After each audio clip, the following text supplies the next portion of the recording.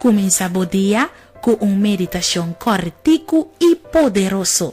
Awe Dios que papo medita. Presenta pa Ruensley La Cruz. La Cruz.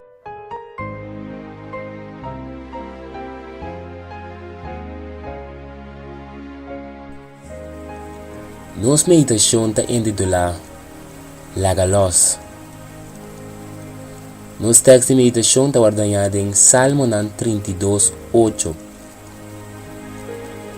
Lo me instruibu e ensinavo e caminha que botinho cana.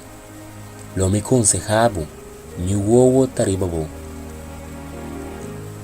Piloto estava bezig a manejar um avião, mientras o instructor estava mais para trás do avião, cerca de pessoa que estava arriba do vuelo. Tudo estava bom bom, pero de repente algo vai rubes e o avião começa a vir abaixo. No momento o piloto por tudo que estava a seu alcance para poder pôr o avião riba superfície back. Pero mas que com ela purba ele não a logra.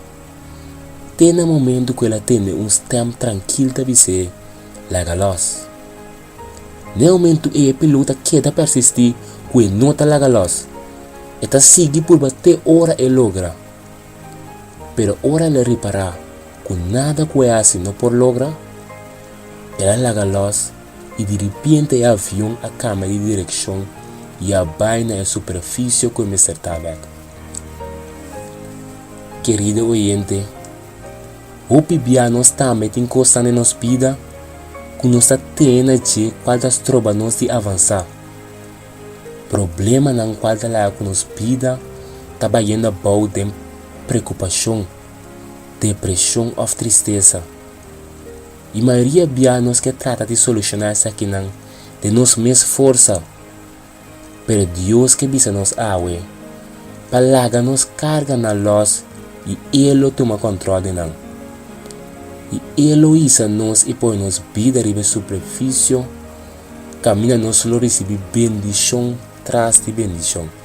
Que bom Deus mencionava.